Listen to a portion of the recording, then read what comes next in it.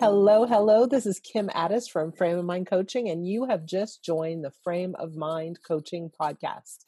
Today, it is my pleasure to introduce to you my guest, Jonathan Westover. Well, it's Dr. Jonathan Westover. Did I get that right? Sure, but you can call me John. I can call you John. Wow, we're getting really cozy. I'm happy about that.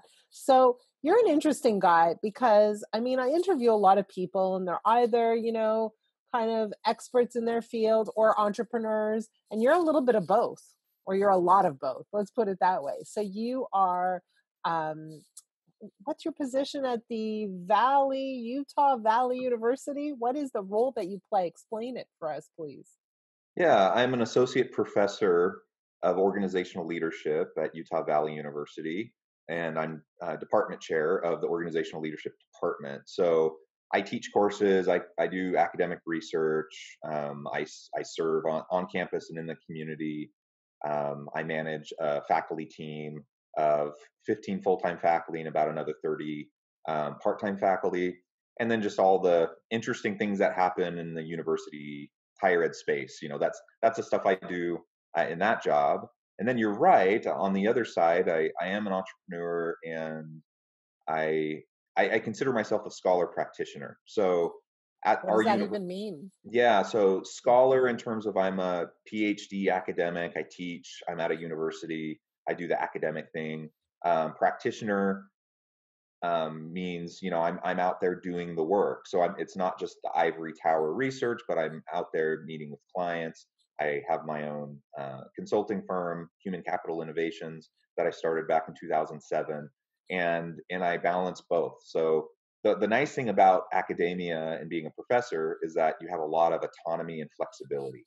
I have to teach my classes, so I have to show up when those are occurring. I have to go to meetings, and I have some of that stuff going on.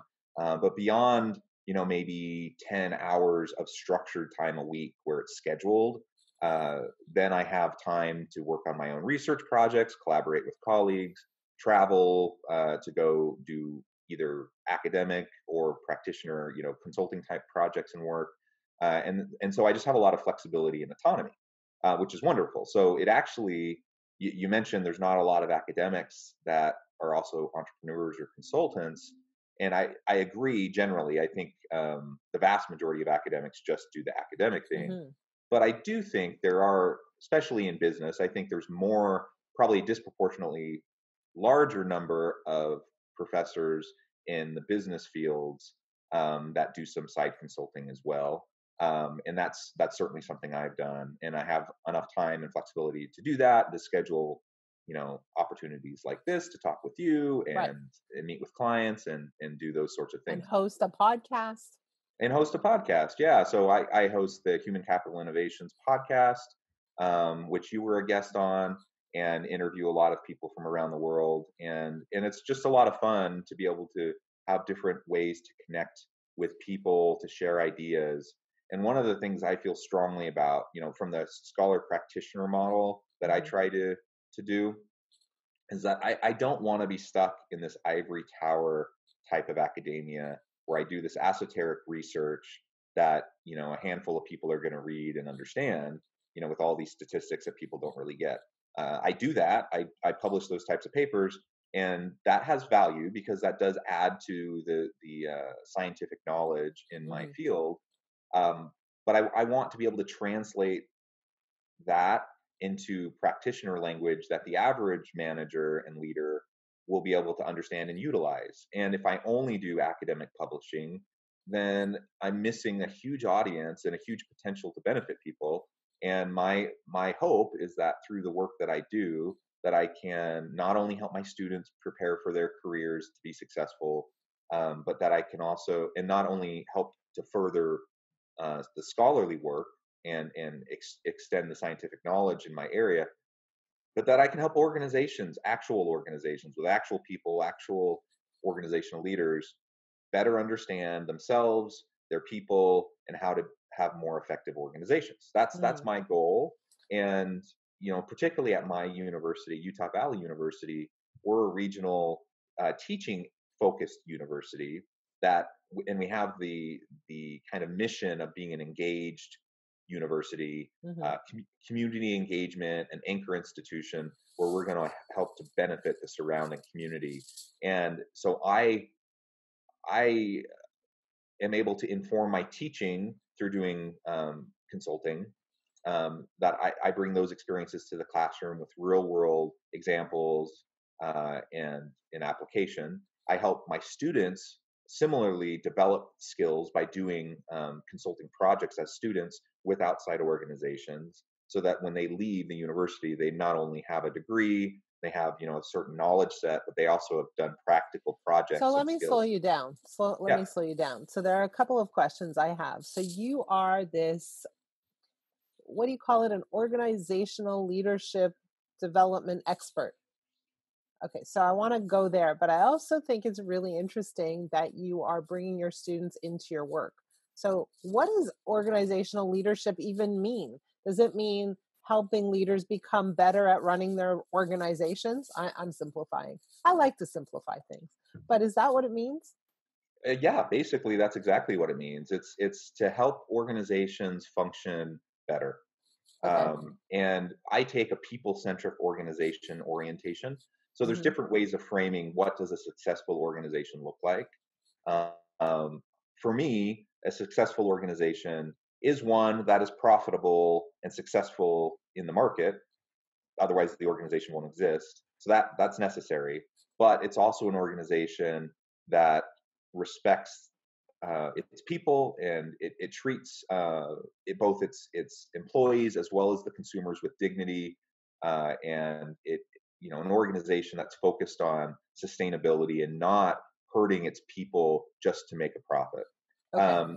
So that's my orientation, and then organizational leadership is all about how do we make that happen? How do we help the organizations in terms of policies, practices, structures, behaviors, function, and put mechanisms in place to function more both efficiently, effectively, people centric, and find success in the market? So, where do you find that organizations slash leaders fall short in creating effective organizations and leading people efficiently, effectively, and respectfully?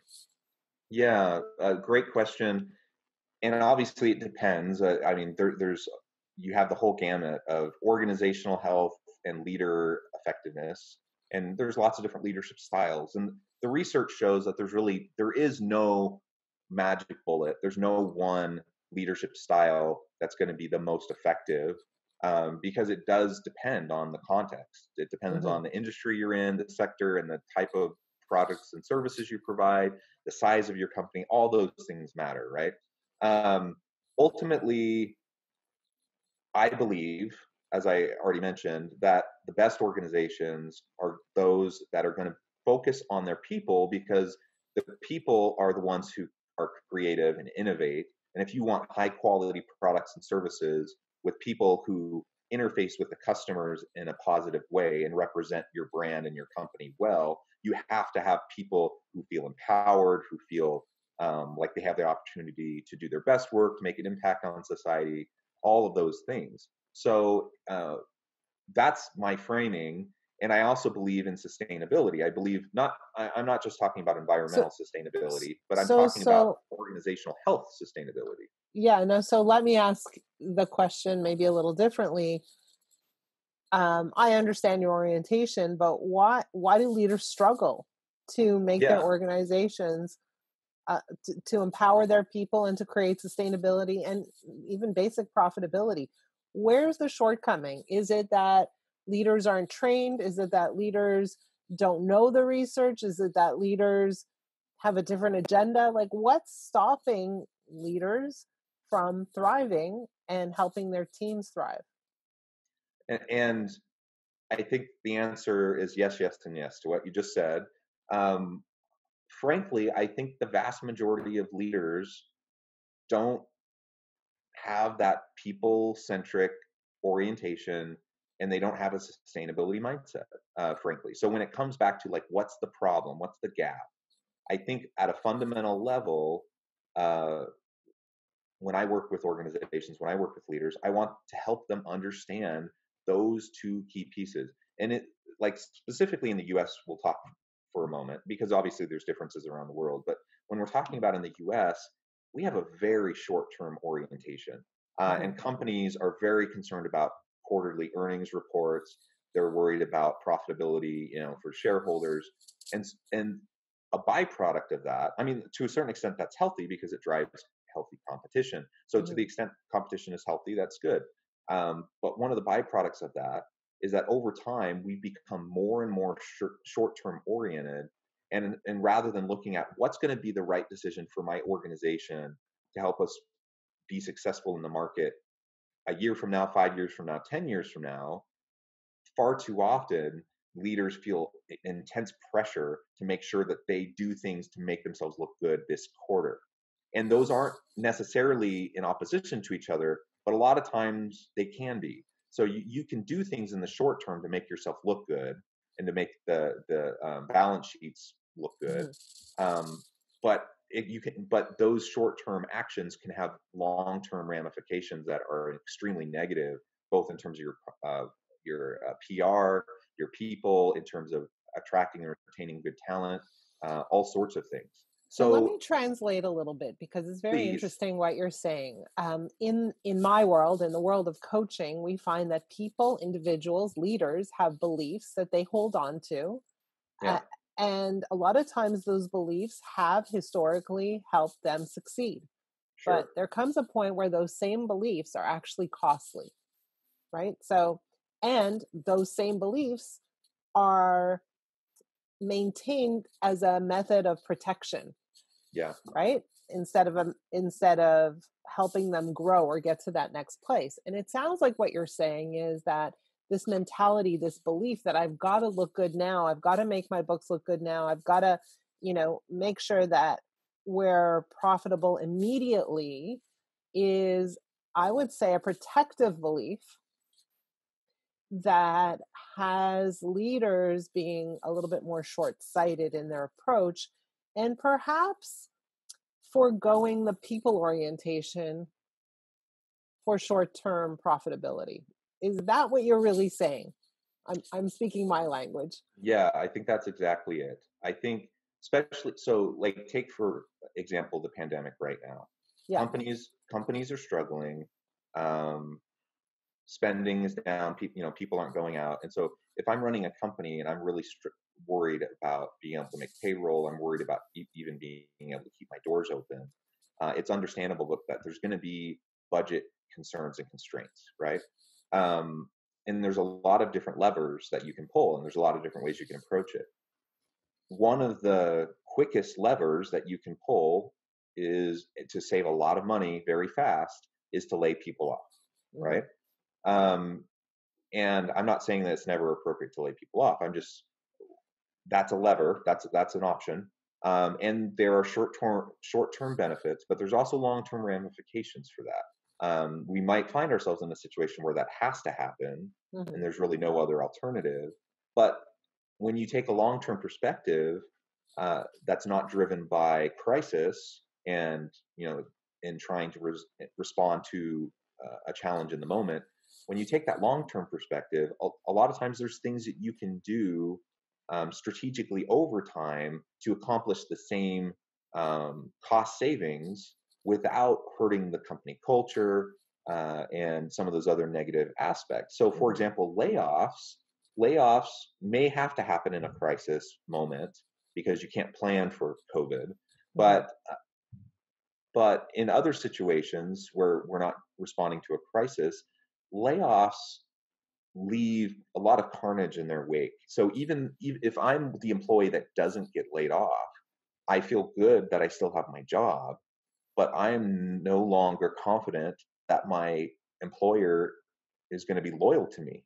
Right. And research has shown, and it's been my experience working with organizations over the last couple decades, that when that happens, the people that stay immediately start looking for other jobs, Right. because the company has no loyalty to them, Mhm. and they need to look out for themselves and their families. And so even though they're presently they're there physically, they're not necessarily there mentally. They're not putting everything into their role, and they've withdrawn mentally, and they're looking for other opportunities, and they're going to jump as soon as they find a good opportunity. And so the long lasting ramifications of that one decision can hurt the company for years. Uh, and again, maybe you have to make, as a leader, you have to make that hard decision to lay off some of the workforce. But there are other options in terms of staffing. There are furloughs. There are pay reductions. There are, moving to 4 days a week instead of 5 days a week. There are lots of things that you can do. And when an organization has a people orientation, they'll explore all of those options, and they'll even try to get input from their people so that collectively they can make a decision. I had a neighbor back during the 2008 recession. He's an architect. He's an architect. We're not neighbors anymore. His firm immediately saw like a 50% drop in business during that time, because it hit the housing industry and architectural firms really hard. Now, his firm could have just laid people off, but what they did was they gathered their whole team together, some 30 employees at this firm, and they just had a discussion. Here's what we're facing. We've had a 50% drop. We cannot afford, like, we will go under. We cannot afford to continue paying everyone the same amount, and there's simply not enough work for all of you to do. So we're either going to have to take a 20%, like either we're going to have to lay off 20% of you, or we can take a 20% pay cut, and you can all work 4 days a week instead of 5 days a week.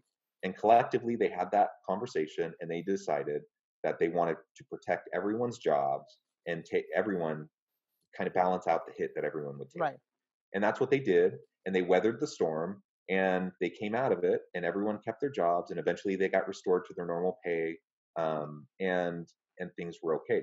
That had a long-lasting effect on our neighbor, who recognized, that my employer cares about me and my family, and that engendered more loyalty long term.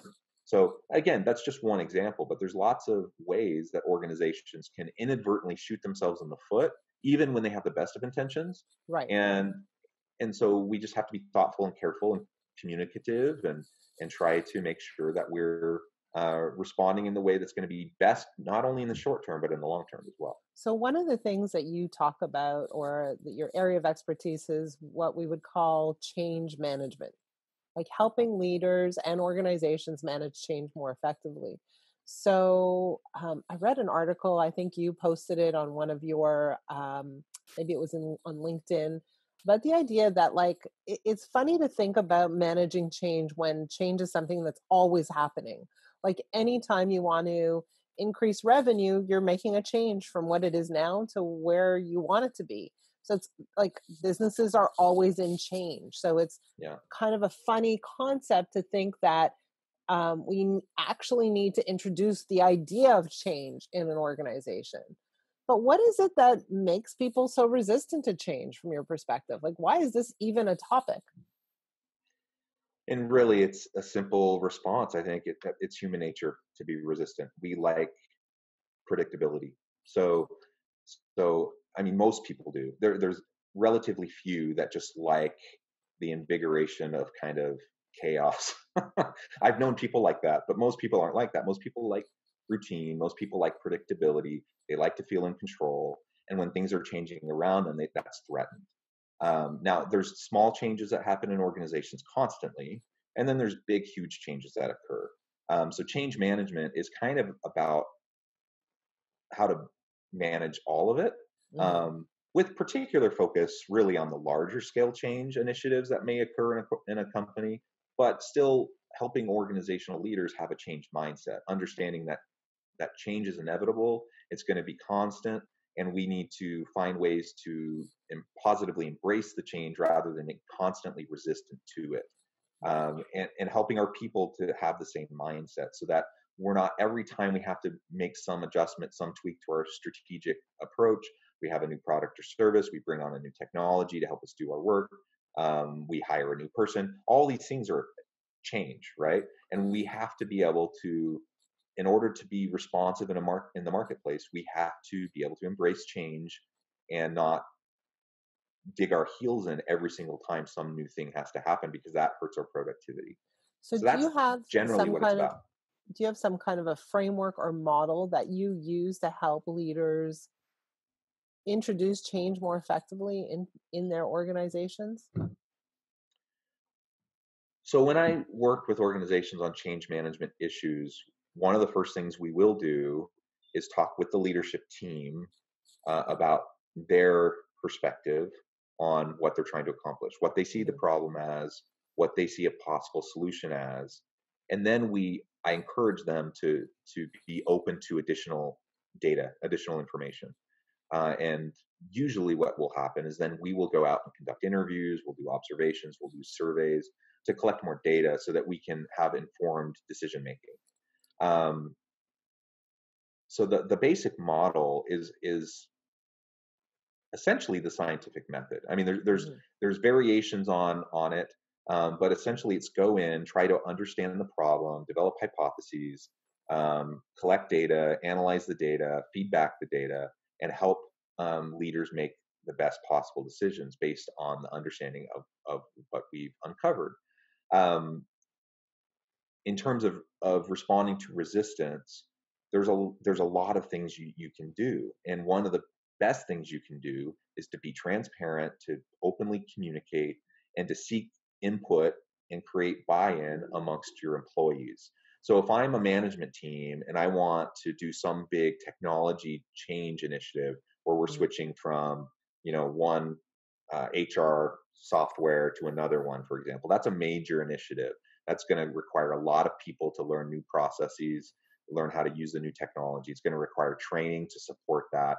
It's going to require, you know, it's going to have implications for performance management and for pay. All these different things are connected to that one thing, and people are going to be nervous about it, mhm, and managers and supervisors are going to be worried about how it's going to impact their workload. So you have to communicate and you have to be transparent and you have to ask them for what they think. You have to find out what their pain points are so that you're actually filling an actual gap, not a perceived gap. All of these things go into reducing resistance because if if I, as an employee or kind of a lower level manager or supervisor, I can recognize, I have every day I do my work and I have these pain points that I get frustrated about, and I realize that management recognizes that and that they're willing to respond to that and help me make my job better and to enable me to do my job better. Then I'm going to be much more inclined to adopt that change, mhm. willingly rather than dig my heels in and resist. It's a fairly simple point, but Right. so many organizations miss it, and they they a leader will send out an edict from on high and say this is what Mhm, it's going to be. mhm. Get on board, and they're missing a huge opportunity to have meaningful and effective sustainable change. So what you're saying, again, translation, is number one is make decisions based on a more well-rounded source of data. Sure. Yep. So that's number one, collect more data and collect it from a variety of sources so that you're getting a really good picture of what's actually happening and what the problem truly is.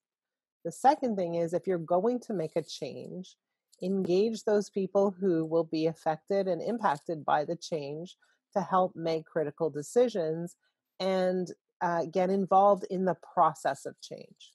Yes. Okay. I have one more question. Yes. So Please. before this interview, I'm at home. And so I was sitting downstairs with two of my five children. And I said, I have an interview coming up with a gentleman named Jonathan Westover. And I'm wondering about what we should talk about. One of my kids did a little research and discovered, I don't know where, on your website, maybe on your LinkedIn profile, I don't know, the word, I don't even know how to say it, sycophant, Yeah. sycophant. Sycophant. Yeah. He said, why don't you ask him about that? And why it's such a bad idea to have a sycophant in your organization. And I said, I don't even know what that is. So we did some research and we discovered that a sycophant, I can't even say it, is a person who overly expresses compliments. Did I get it right? Uh, In other Yeah, words, they're a bit of an ass kisser. exactly. Yeah. So that's the problem. It's not a problem having people that are positive and compliment each other. That's great. Uh, Sycophant syndrome is a problem, and it's usually coupled with an insecure leader who surrounds themselves with yes men. They surround themselves with people who stroke their ego, who are constantly complimenting them and reinforcing their understanding and their ideas. So they're not challenging their ideas. They're not trying to push for the best decision making. They're they're just constantly stroking that ego, and that's a major problem for organizations, and it's a major problem for leaders. And leaders don't even necessarily have to do it on purpose. I think it's kind of natural. It's human nature, and it happens naturally in organizations unless leaders proactively try to avoid it. Because when you're elevated to a position of power and authority, um, usually that happens at least in part because you have capabilities, right? You're skilled, you've been successful, so people look up to you. Hmm. And naturally, when you're in a position of power, people are going to look to you for answers, and you're going to naturally attract people who want to get into your good graces, and they're going to want to not make waves, and they're going to want to make sure that you see them as a team player, and so Right. on and so forth. So it's not necessarily a nefarious thing, though it Hmm. can be. There are times where it totally can be, but it's a natural byproduct of the power differential that can occur in organizations. And so I, as a leader, need to proactively make sure that I'm constantly bringing different voices to the table so we can have a robust discussion, challenge each other's ideas, come up with the best solutions, and that I'm not just surrounding myself with sycophants who are these suck ups, who are the yes men, who are just always reinforcing what I'm already thinking. That can be a huge problem um, in a variety of ways for organizations. And so, yeah, I've done a little bit of work on that recently, and I'm working on an article right now around that. And it's kind of I published an article a few weeks ago that was on toxic leadership, about the bully leader, Hmm.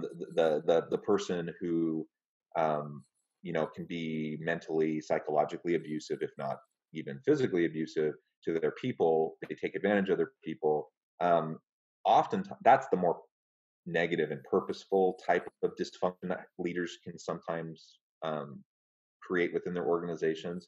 But those same people are often also surrounded by sycophants Hmm. because they need that security, and they need people who are willing to be punching bags and keep smiling and saying everything's okay. Hmm. Hmm. So in part, this is kind of the flip side of that coin of toxic leadership. There's often also toxic followership, Right. toxic sycophants who are just constantly reinforcing what you're thinking. We need to disrupt that, plain and simple, because that's not good for the long term health of the organization. And it sounds like to some degree you're saying leaders build this type of problem unconsciously. Like it kind of just happens. They fall into a bit of a trap because, they are naturally charismatic. They naturally take on the role of leader, and people sometimes naturally take on the role of follower and prop up the leader. And so these positions and these roles are kind of entrenched and not on purpose. They just kind of happen sometimes. It can happen on purpose, and there are definitely examples of that. But yeah, I would say most of the time it's just kind of a natural byproduct that Hmm. can occur Hmm. unless we purposefully disrupt it. Yep. Yeah, it's interesting. Um, Jonathan, where do people find you to learn more about your school, your university, your consulting services, and anything else you want to share? Yeah, I think the easiest place is to go to innovativehumancapital.com. There you will find information about all the services that we provide. You'll find a link, a page for our podcast. You'll find information about all of our team, including myself, so you can see a more extensive bio. That also links back to my university. So if you want to learn more about everything I'm doing, that's probably the best place to go because it'll Say connect it you again. to everything. Innovativehumancapital.com. Jonathan, it was such a pleasure spending this time with you and turning the tables where I get to interview you instead of the other way around. Thank you for sharing your expertise. Thank you for giving us time to consider some things that we don't usually consider and think about it, in this parallel fashion, a little bit academically with a huge practical application as well. So I appreciate that. I enjoy that on a personal level. So thank you so much for sharing kind of that duality with us. Thank you so much for having me. This was a true pleasure. You're always fun to talk with, and I hope we do it again soon. I do too.